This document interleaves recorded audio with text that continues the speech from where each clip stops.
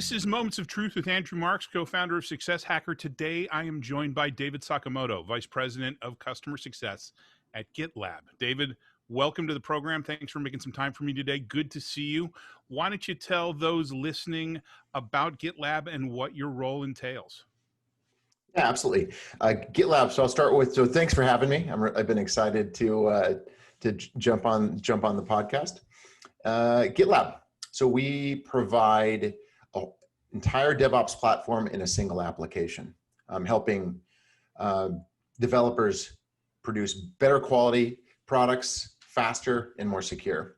I lead the customer success organization. That includes the solution architects. So these are the sales engineers, solution architects, not professional services, the professional services team, and our technical account managers. So think of them like a CSM, but a very technical CSM, but it's the same motion that we're leading in that organization. GitLab is 100% remote, has been remote since the beginning, and we're over 1,200 people strong in over 65 countries. So a little bit unique in terms of how we operate, and I see it as a significant advantage for us. So yeah, I'm looking forward to the conversation, Andrew. You know, and what's interesting is, you know, when we spoke last week, you know, one of the topics that seemed to garner some of your ire was the whole pre-sales, post-sales moniker. And I know this is going to sound blasphemous, but the way I position this, but I love the fact that you have your pre-sales engineers, your solution architects as part of your organization, because it helps bridge that gap between sales and post-sales. But you have some particular issues with just even the term post-sales. Yeah, and by the fact I even use pre-sales makes me cringe as well. The word post-sale makes me cringe, and it's just an antiquated term. And it very much reflects the motion that we did in the past, which is, you know, even land doesn't even make sense in the sense of that old world. You sell perpetual product, hardware, software, and then you leave. I call it the land and leave model, right? And you have support in there, and you try to get that renewal, but you know, in the old world, you know, the solution providers got their money and they went away, and so the post-sales moniker makes me cringe, and it just lacks the true go-to-market motion that we see in subscription businesses or SaaS businesses. And it's funny, I posted something on Twitter a few weeks back looking for suggestions, and because I've been using post-initial transaction, which just does not roll off the tongue. No. But it was interesting, got some really interesting responses. But I think we're still looking for, what do you call that, right? And there are a few interesting options that were thrown out. Yeah, because it's not really, I guess it's not really post-sale, because you constantly need to be focused on making sure that the customer's getting value. We're not, it's value realization, right? We're not constantly selling, but we are, right? We are to an extent, right? But it's not a traditional sales motion.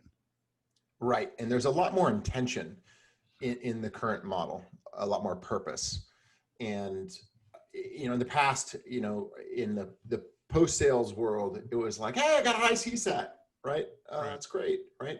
And we want that in this motion, but we want to be driving a success plan. We're driving positive business outcomes for customers. We want to really measure the adoption to make sure that they're realizing the value that they intended to get as part of their purchase. But yes, and then there's the commercial aspect. So, you know, customer success managers need the balance of that customer view and empathetic and really laser focused on driving the outcome of the specific desired outcome of that customer. But also there's a commercial aspect. We need to be thinking like we're looking to earn that opportunity to continue adding value to the business and to sell more solutions, whether it's software or hardware or whatever the subscription service is. But yeah, there's a cyclical nature of it too, right? In fact, in my mind, I kind of have these like metaphysical, like you're driving little cycles of feature adoption that you're doing, right? And you're doing, you know, a new feature, you kind of onboard in that little feature, and then you adopt and you mature it. But then there's the broader life cycle, you know, cycles that go through and how you kind of land, expand, you know, renew and just keep going. If you have a multi-product platform, multiple products within your organization, you could even bring on other products. So it's fascinating. But yeah, the post sales makes me cringe. And it's when people say it, and so many people still say it, and I'm like, oh. Well, I think people say, because I 100% agree with you. I definitely use the term post sales, if anything, to explain to people this is the stuff that happens after sales is done.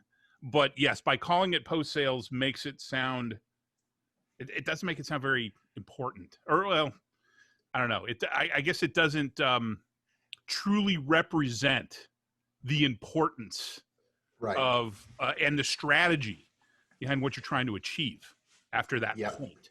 That's right. It doesn't reflect the intention, the activities of what's really happening. It's just kind of this milestone of that there's a sale, and it very much captures the sale is the event. And that is 1,000,000% not true. Like in most companies, the sale is the beginning of the journey. Right. That's going to have multiple events down that, assuming that the product is there and there's the right level of engagement. But yeah, I mean, the good thing is people get it. So when you say it, people understand what it is. It's just we are all in our community doing ourselves a disservice to not start to evolve to using a new new semantics that truly depict the strategy and operations behind what happens in that cycle, right? So it's funny that when I go back to my Twitter, I heard like customer development, which I think is right. I heard expansion, which is right. I heard account management, which is right.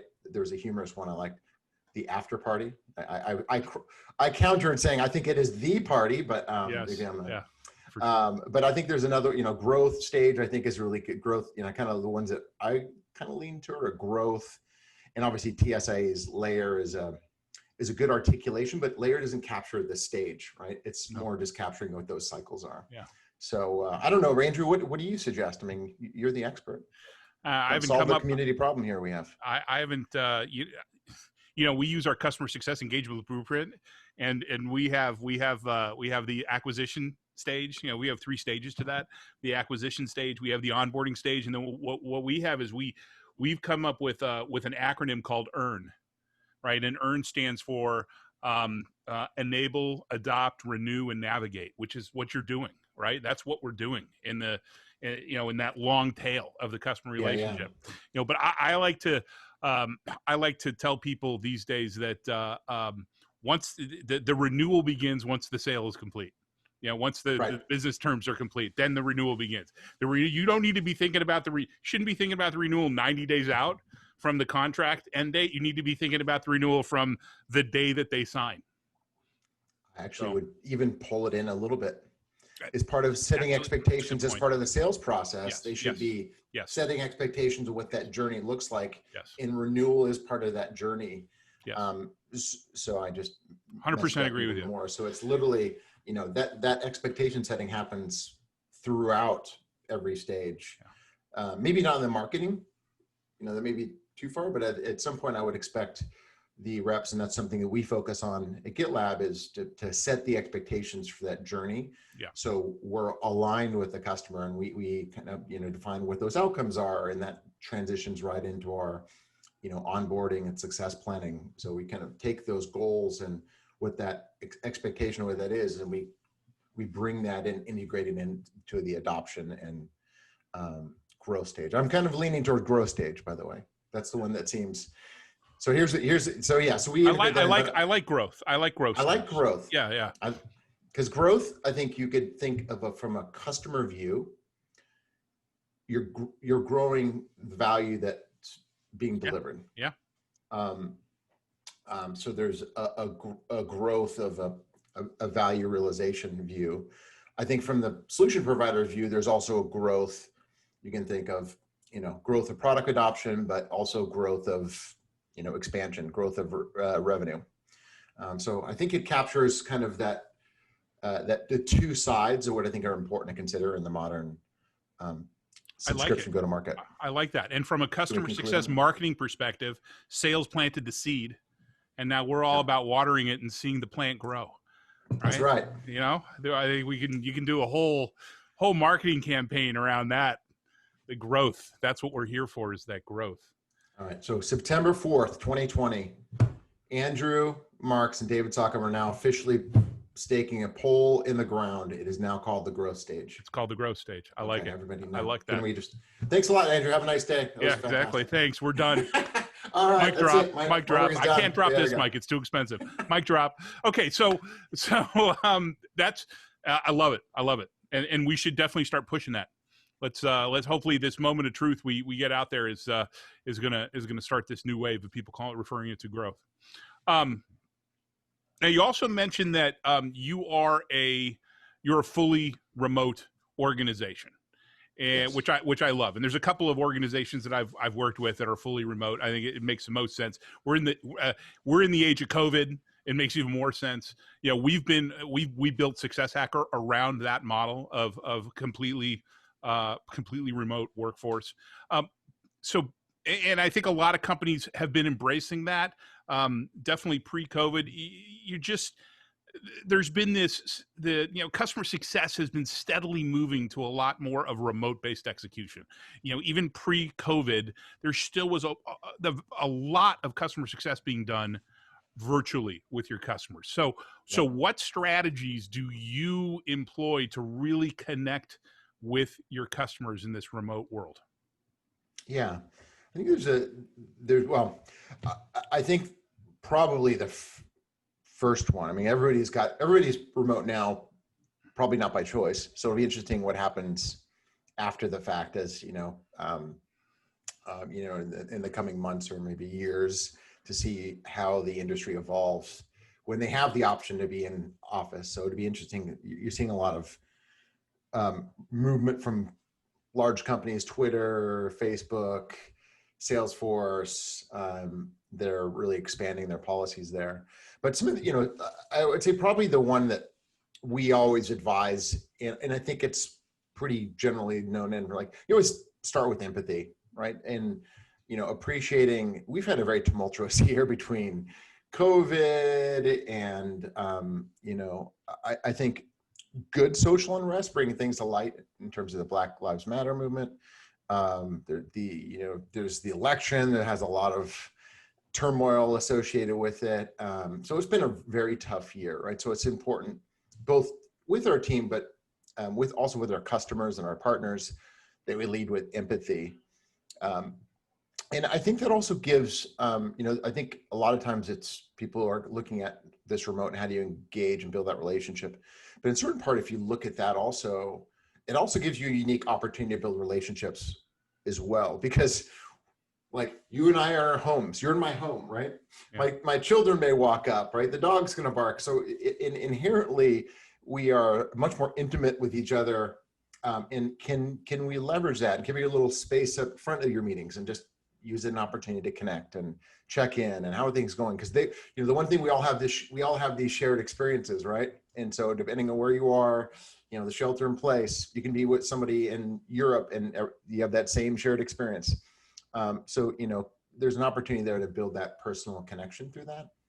And even if interesting example, there's one of our solution architect leaders was telling me about, from a very conservative segment of the business, where we were able to get like a very informal meeting with with one of our customers at a barbecue, right? And they were, hey, I don't have time, but we can set a meeting, and out there barbecue and having a beer, and all of a sudden you're now in a, you're in a different part of their lives that we had before. So, I think one key thing I ask people to do is, rather than look at the challenge of remote, look at what is the opportunity that you have, and just kind of flip the mindset around a little bit. And how can you leverage this kind of new world per se, to our advantage, and leverage the benefits that you get from that. So I think there's really a lot of opportunity. We have a whole, humanize is a key thing, right? Yeah. So there's a lot of stuff. We actually have our handbook for those that may be listening. Everything that GitLab does is fully transparent. I should have mentioned that in the beginning, like all of our processes, everything. So we have a whole section on remote. So if anybody's interested, I would take a look at that. Yeah, it allows you to humanize the connection. We've used this, and we use Zoom quite extensively to it's just to do things to connect with our customers, to have a coffee. Hey, let's meet for a coffee, right? Right. You pour yourself a coffee, I pour myself a coffee, we sit and have a chat. And quite frankly, this is a strategy that I've used for 2 decades, is Yep. humanizing the connection and then talking business. At one point with Wells Fargo, which was one of my largest customers when I was at Business Objects, I would have hour meetings with my stakeholders, and we'd spend the first 45 minutes just shooting the shit, just talking about what was going on in our lives. How was that golf game? How was that? And I had the opportunity to be able to go into their office and get some ideas on, just from what was in their office, on what we could talk about to humanize that connection. And then it was 15 minutes of business. And that's how you establish real connections with folks. That's how you create that trusted advisor relationship. It's a combination of not just knowing your stuff, but truly them trusting you. And for them to That's trust right. you, they need to know you. They need to understand you. And we also do happy hours. We're on a Friday afternoon, everybody pours themselves a drink, and or I have one client that will schedule a QBR with a stakeholder and send them DoorDash them lunch, because it happens during the lunch Yeah, yeah. hour. Yeah, we've done that. You mentioned coffee chat. That's one of our things that part of our GitLab culture is coffee chat. You can set up a coffee chat with anybody. So it doesn't matter where you're in the organization. We invite people to reach out and just create the coffee chat, because it's creating that environment where you can just connect like you would in a break room. Yeah, exactly. But in this sense, it's actually more flexible. Like, so if I have a break room, I do coffee chats with people in my office. But if you're a reasonable sized organization or global organization, that only works with people in your office. Right. Right. But think of, I do coffee chats with people globally. So it kind of, I think one of the key things I see with remote, because I was at Cisco before, and probably it's about 50-50. 50% of my team were out in the field, and 50% were in three core offices.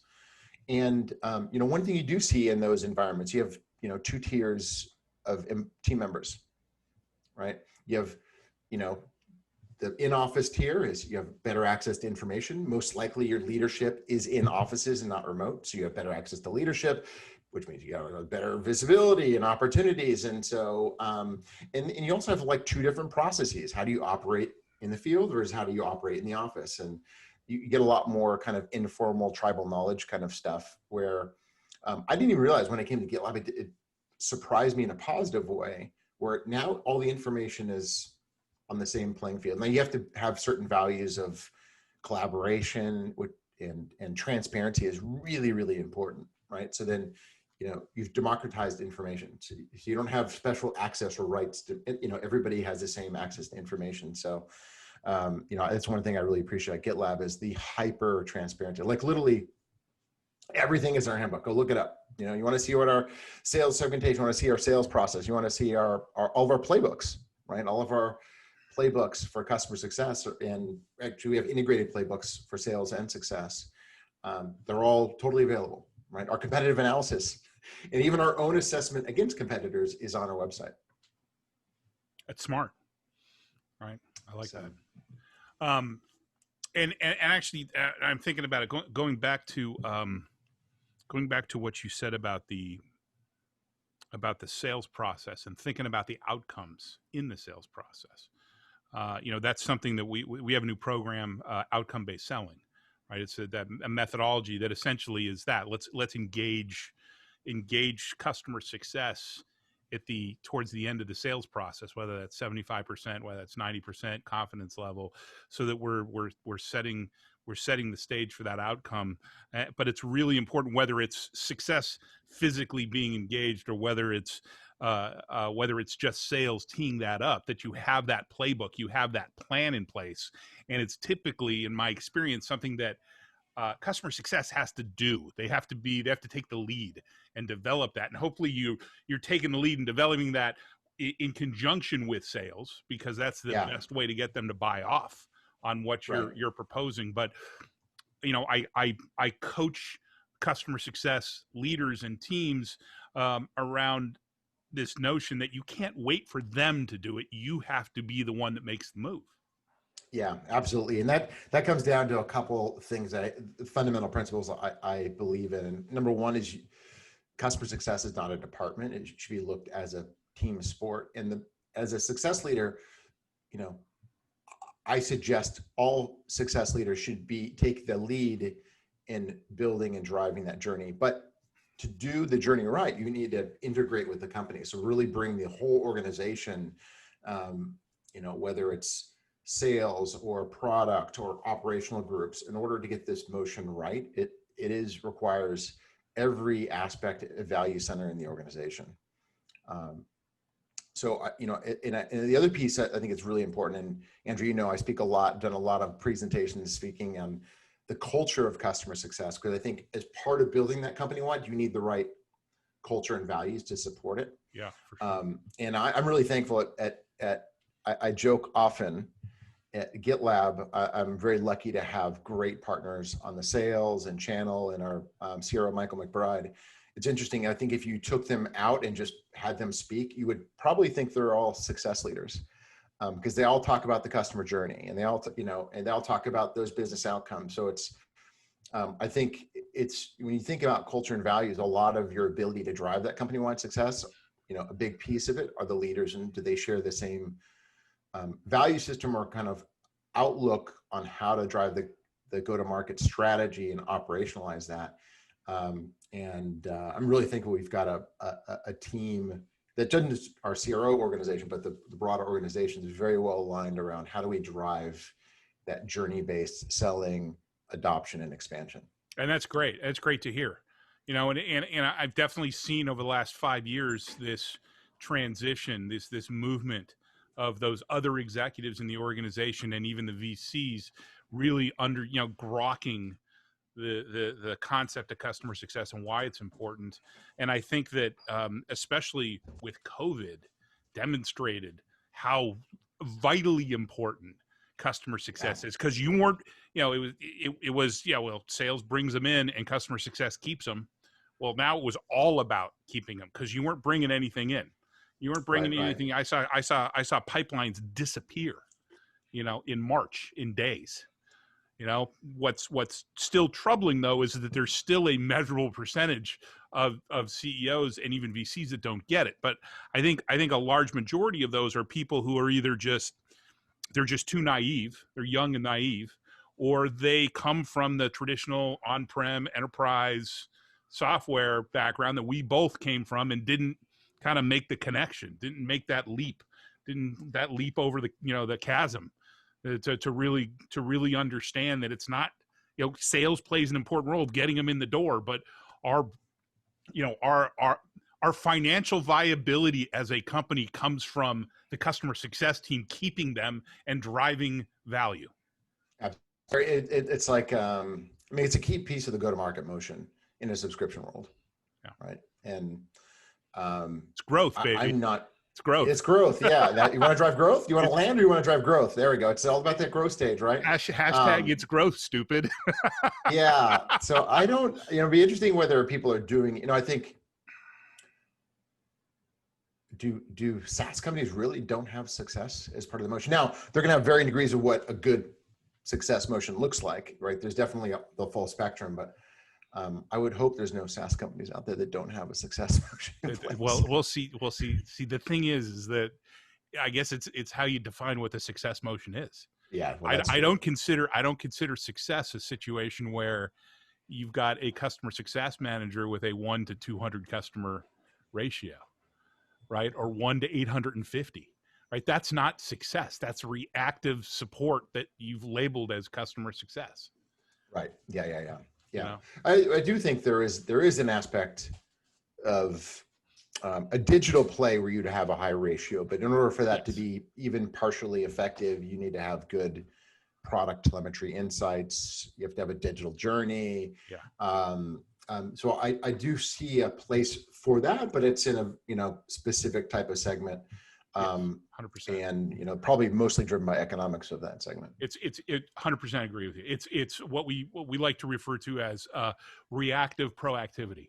Hey, Yes. I'm seeing this KPI has turned to red, so I'm going to proactively reach out to the customer and say, hey, what's going on? Can I help? Right. But you maximize the effort that you have, or the resources you have against the moment that the customer needs it with what they need. I mean, that's the North Star. That's the North Star with everything. Yeah. PSLM engagement as well. Yes. And you want to use the similar technology to do that based on the segment.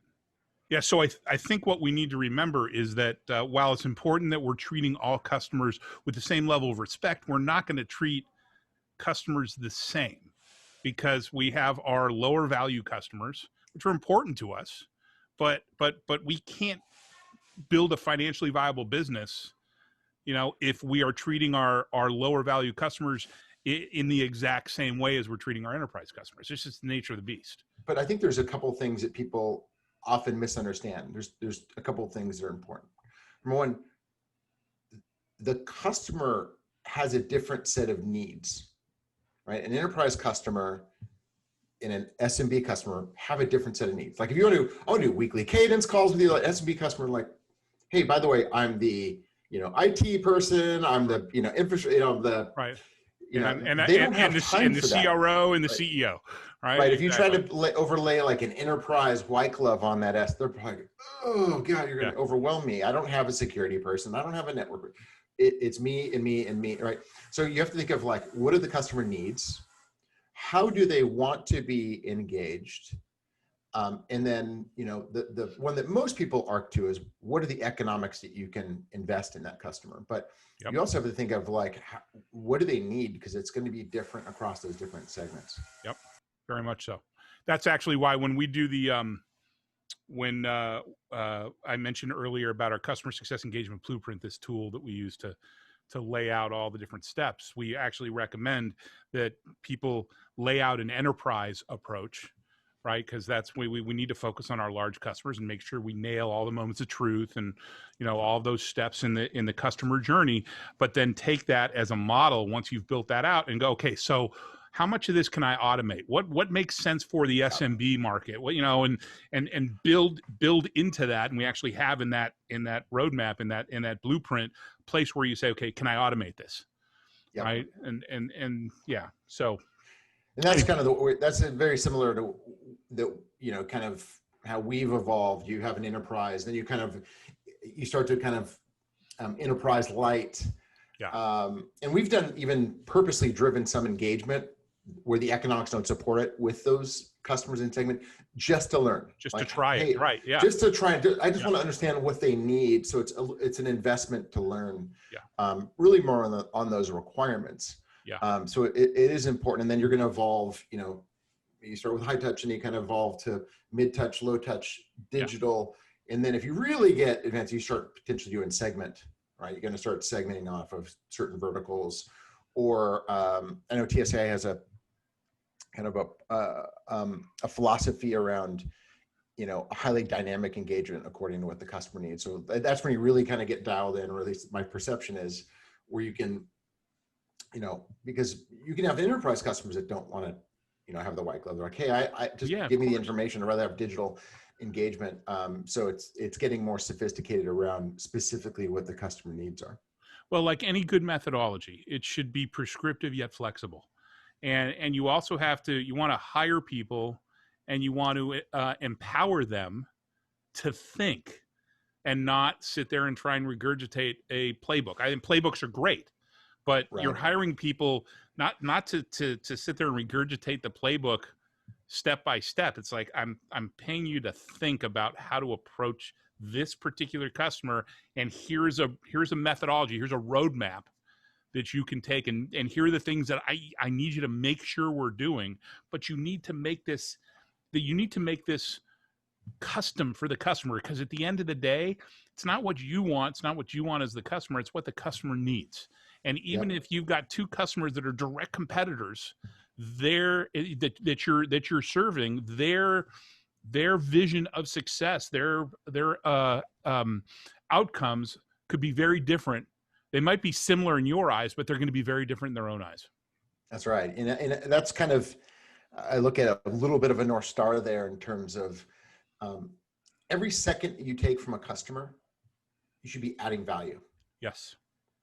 Right. 100%. And so, again, it's a North Star statement. But I think that captures the intention of what you want to do here, because you want to remove everything off of as much burden off of your, in our case, TAM or CSM, to allow them to maximize their focus on adding value to that customer, right? So if through automation, through data insights, through telemetry, through tooling, through playbooks, and not that you want to create an army of robots, but you take away all the things that minutia is probably not the right word, but repetitive, all the stuff that's very right? repetitive, generic, repetitive stuff. And then you focus on the value for the customer, and you focus on your team members maximizing their creativity and their intelligence. So they can really focus on that versus, I got to, spend the hour pulling all these reports together and putting a presentation together and trying to put this hey, I'm going to focus on making sure I understand. I have the data there. I have the templates there. And now I can focus my energy on really understanding the data, how it relates to the outcome. And then when I have that check-in, cadence call, health check, I can provide value-added recommendations or guidance or consulting to really help maximize accelerating down that journey to accelerate the value realization and their outcome achievement. Yeah, you're maximizing their time, and that turns into them maximizing the value they have in the time they spend with their customers. That's right. Love it. David, thank you so much for your time. I very much appreciate it. It was a great talk, and I appreciate the time. I know you're a busy man, but as always, great to see you, and hopefully we'll be able to do this again sometime soon.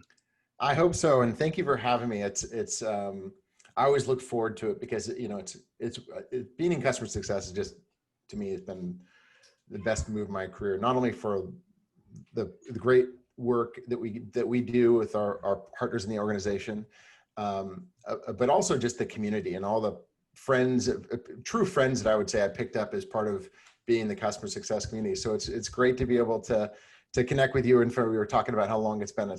What do we conclude? It's been 6 years or 5 or 6 years. 5 or 6 years. But I appreciate the opportunity. I would love to come on again. Excellent. All right. Stay healthy. Stay safe. You too. Take care, Andrew.